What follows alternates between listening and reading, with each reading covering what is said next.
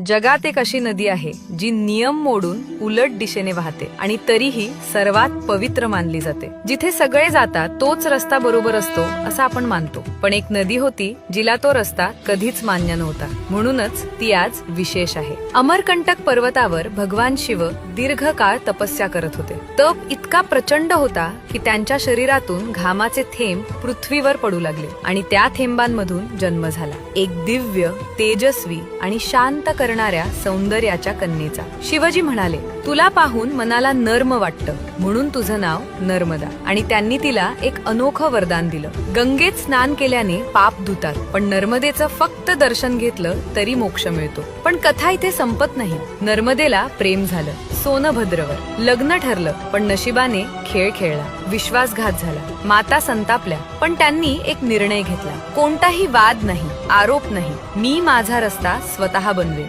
आणि जिथे सगळ्या नद्या पूर्वेकडे वाहतात तिथे नर्मदा पश्चिमेकडे वळली। नर्मदा आपल्याला एक मोठा धडा देते, जीवनात धोके येतील, लोक तुम्हाला मागे खेचतील, पण स्वाभिमान असेल तर तुम्ही स्वतःचा नवा मार्ग तयार करू शकता। आजही लाखो लोक नर्मदेची परिक्रमा करतात, कारण ती फक्त नदी नाही, ती शक्ती, पवित्रता आणि आत्मविश्वास